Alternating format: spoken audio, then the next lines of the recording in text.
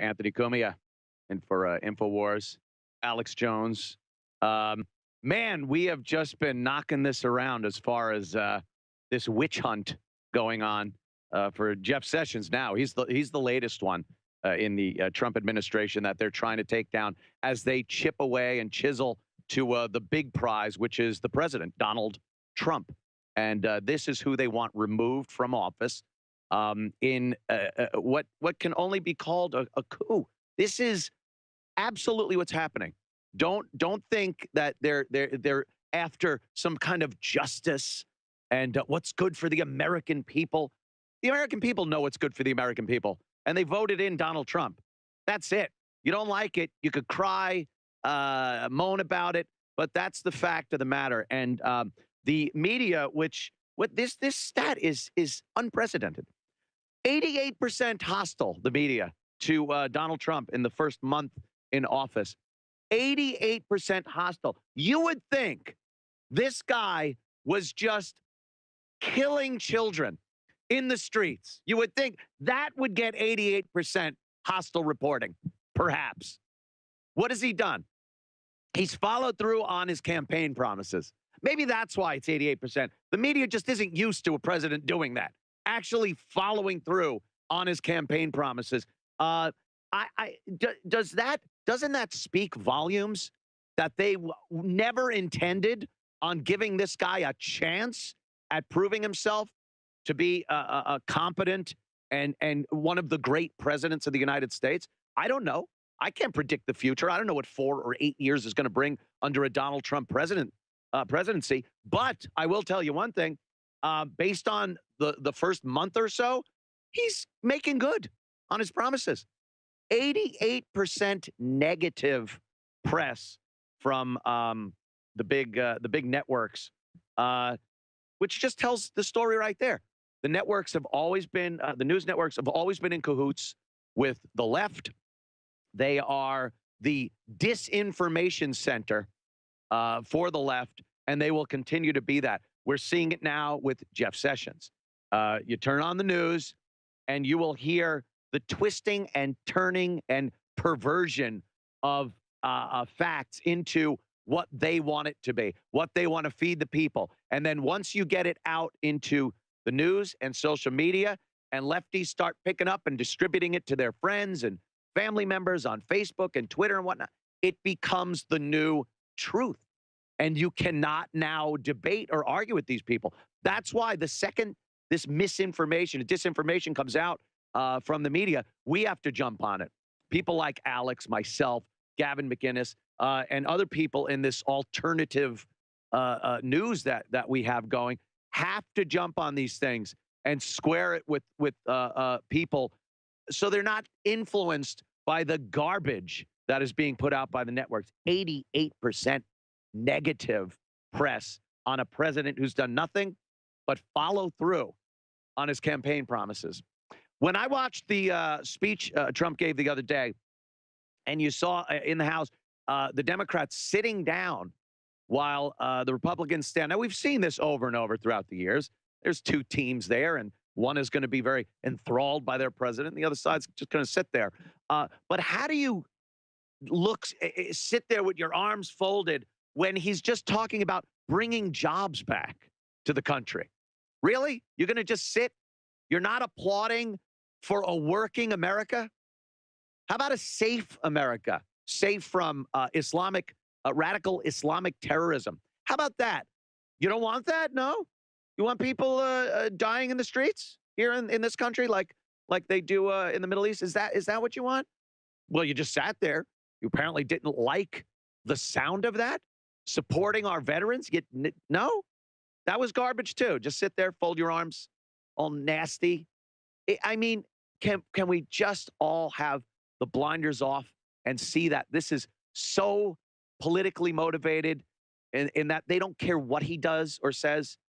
He could absolutely have the cure for every terminal disease presented at a speech, and you'd have people going, oh, really? Yeah, really? That's what we're looking at as far as the left goes. Man, if you look back pre-election when they absolutely were positive Hillary Clinton was going to win. And the way they were talking about Trump supporters and how dangerous it would be, it's going to be after the election and after Hillary's elected. How insane is it now that we would have just taken it like we did with Obama? Okay, he's the president. Let's work toward the next election.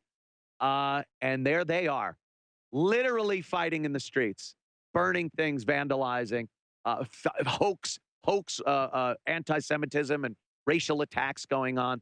It's insane. Be back in moments. Things are going down. Shenanigans, as I like to call them.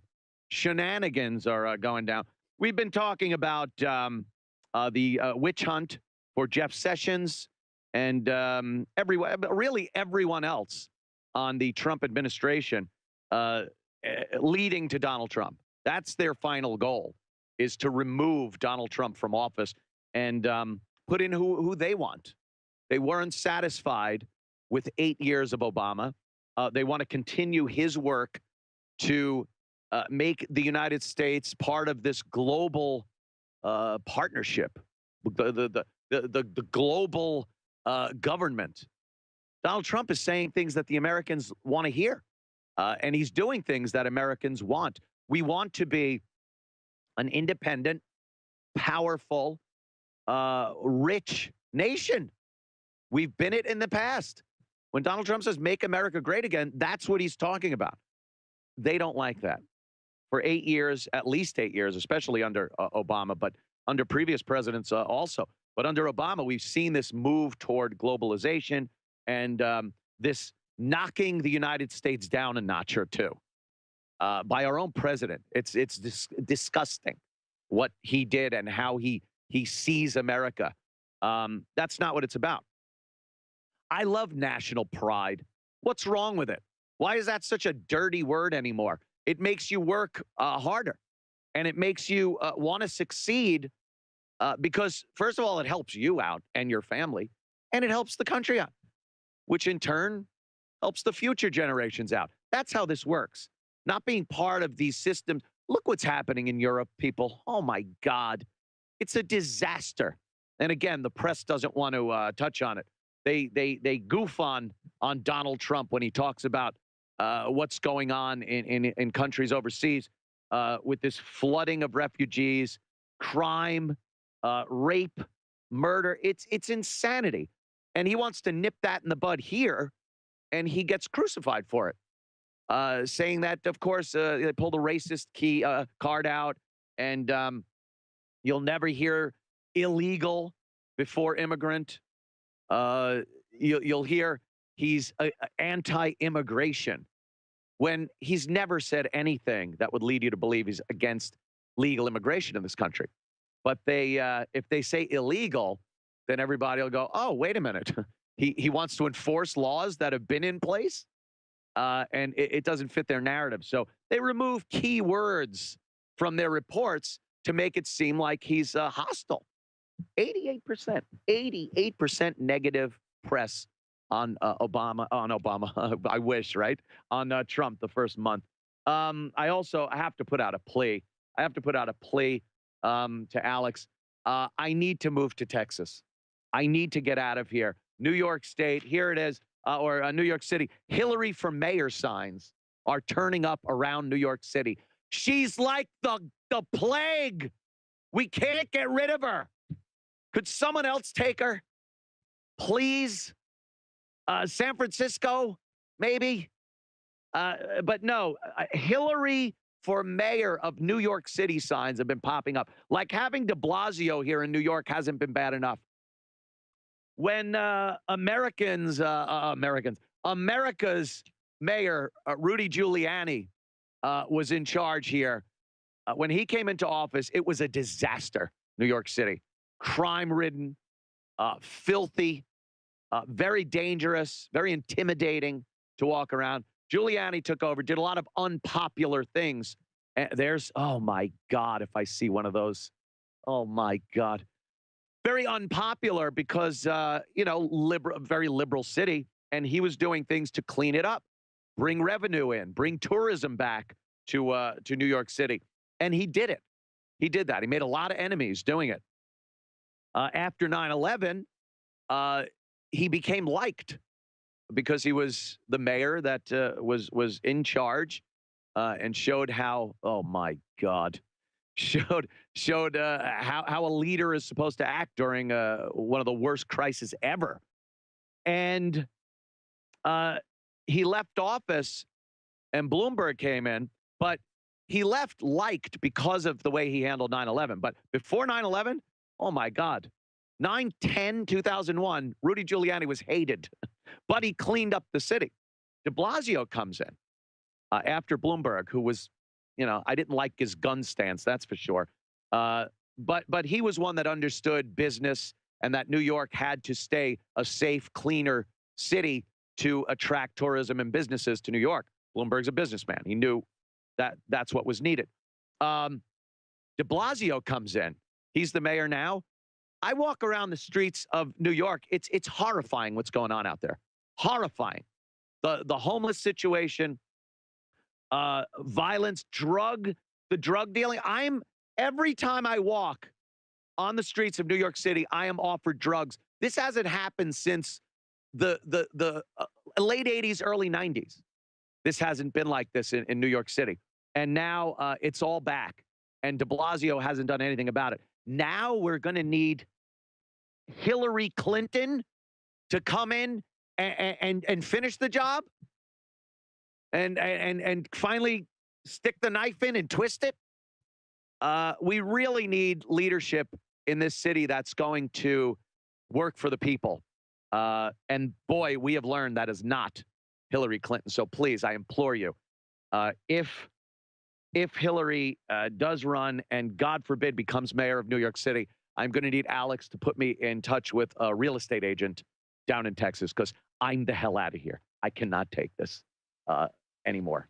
Talking about Jeff Sessions and Trump and Schumer, Pelosi calling for his Jeff Sessions ouster, right on the heels of Trump's amazing presidential speech to Congress that he gave.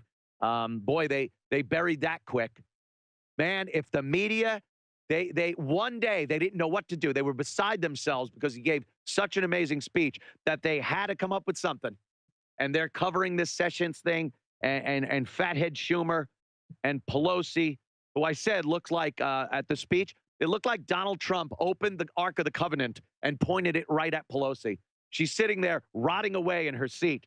And this is the face of the Democratic Party. That's the face they want to put on, Schumer and Pelosi. So they have the Democratic response. And here's my theory on that. They had this guy, he's a former governor of Kentucky, I believe, and he's sitting in a diner. It was one of the saddest things I've ever seen in my life. I think it was the Democrats' attempt to look down home. I think because they understood middle America, those counties outside of New York and California. Those are the people that elected Donald Trump. So here is their idea, their interpretation of what America wants to see from the Democrats. Look at that. Look at that. First of all, it looks like that Apple, what was his name? Applewhite? The guy from that cult where they all killed themselves and wore the Nikes. He looks like that guy. And he's surrounded by a bunch of down-home people in a small-town diner. It's a parody. They don't even know what real America looks like. The working people and the people that grow our food and all that, the people that elected Donald Trump, this is their interpretation. Like an alien came down and said, and had like a day to look at something and then duplicated it, what they thought. They have no idea. They are completely out of touch. But that's they were trying to trick us there. Oh, he even went as far as to call himself a Republican. I'm a Democrat, I'm a Republican. He didn't know what he was saying. My theory, Trump's speech was so strong, they didn't want to sacrifice anybody. They didn't want to sacrifice one of the old school Democrats like Pelosi or Schumer. They didn't want any of the young bucks that might be in contention for political office in 2 years or 4 years. So this guy was the sacrificial lamb that had to give the rebuttal to an amazing presidential speech. And it was a joke. It was a joke. It just showed again how out of touch the Democratic Party is. And speaking of out of touch, my God, I had to touch on this on my show yesterday, and I want to share it with the InfoWars audience today. The Oscars, we all heard what happened. Of course, Warren Beatty and Faye Dunaway gave out the wrong prize in the movie contest show. It's a movie contest show, and they gave the wrong prize to the wrong movie for 3 minutes, and then they gave it to the right movie. That's really all it was. Well, look at that. Shirley MacLaine processing the horror. She's quoted. Talk about out of touch. This is Hollywood. These are the people that the Democratic Party and the lefts go to tell us how we're supposed to vote and feel and speak, what we're supposed to watch and read, our political opinions, all of it. This is who we're going to. Someone who was processing the horror of giving out the wrong prize at the movie contest show.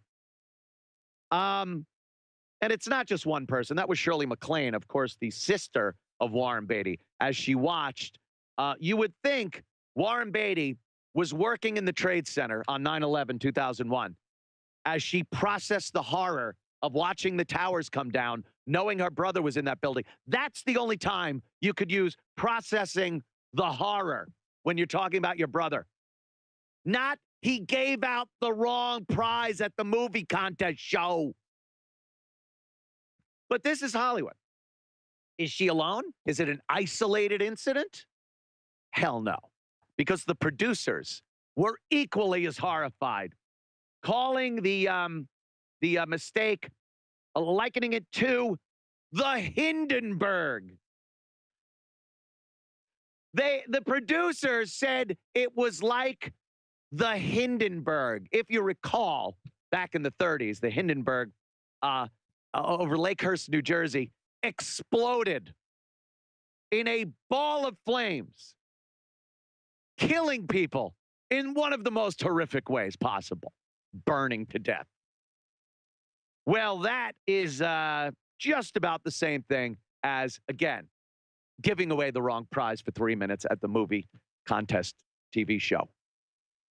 It's like people equating storming the beaches of Normandy to, there it is, to The Bachelor. Did you see The Bachelor last night? Just like Omaha Beach. It was crazy. Yeah, there's the Hindenburg, by the way, ladies and gentlemen.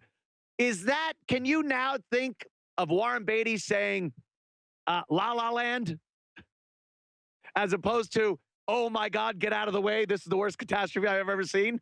Like the reporter was screaming, watching people burning to death. Gave out the wrong prize. That's Hollywood. That's the leftist thinking, thought process. There are important things going on in this world. Very dangerous. Actual horrors that need processing in your mind. Yet, Hollywood, they're the ones qualified to tell us what to do. As they sat at the Oscars, while Jimmy Kimmel paraded normal people in front of the crowd so they could look at them like a zoo exhibit. As the celebrities looked, Jimmy Kimmel brought a busload of regular people right in the front of the front row. And they looked on and said, oh, those are human beings? That we're never around these things. Ew, look at their shoes. Oh, those things can't cost much. Look at the bag that woman's carrying. Oh, it was like they were at the zoo watching these people go by. But that's who we're supposed to look to. Bette Midler, I'm supposed to listen. I follow Bette Midler on Twitter. I apologize, but I have to keep an eye on some people. And she's one of them.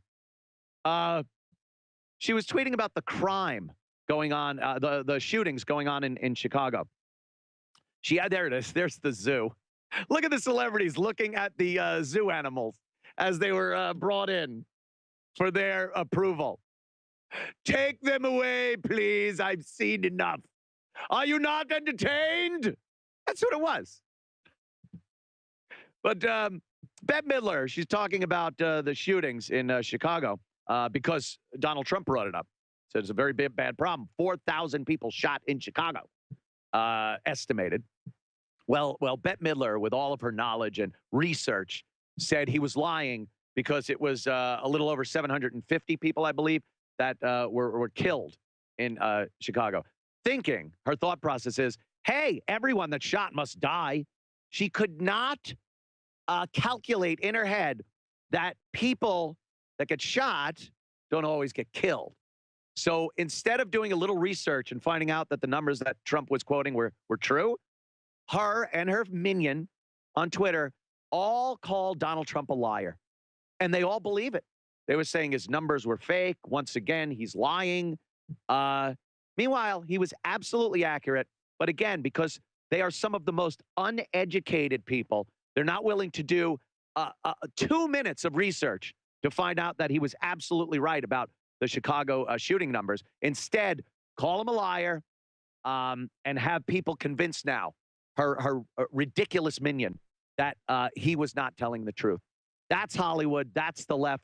That's who we're supposed to embrace and believe and trust to tell us what we're all supposed to do and think and feel. Infowars.com. Antony Cumia. I'll be right back. We're out here doing our best to expose the just chicanery, blatant chicanery going on in the media. There's so much political correctness going on that it's just the crying, the literal tears coming out of the left. This one's great. They're apparently the 5th year reunion, 5-year reunion of Princeton University's class of 2012. They were doing a Star Wars themed reunion. What could possibly be offensive about that? Oh, there is something.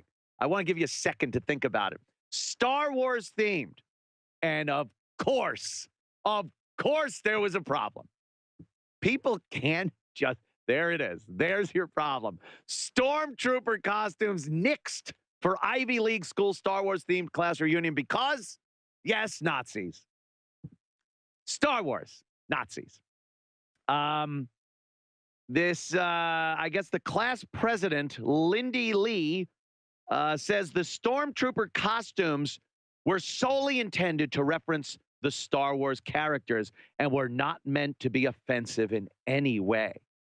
Adding that the new costume will feature another character in the Star Wars universe. They don't want anyone showing up in a Stormtrooper uniform because, as the site explains, Stormtroopers' origins were, of course, Nazi Germany, Hitler's Stormtroopers, regardless of the fact that they're used in the movie. I mean, you can't, the left loves eliminating things like it never existed. They talk about Orwellian, and they talk about how Trump is like we see in the movie 1984, the book 1984.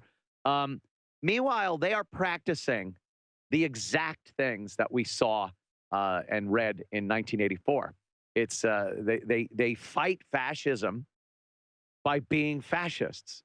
You can't say I'm an anti-fascist and then cover your face, run through the streets beating people that think differently than you. That is the definition of fascism. But they're fighting fascism. It is so Orwellian, and something like this where you can't mention Stormtrooper, regardless of its context, is again perfectly out of Orwell's 1984. Thanks to Alex Jones at Infowars.com. Catch me on CompoundMedia.com. Antony Cumia for Infowars. See you in a couple of weeks.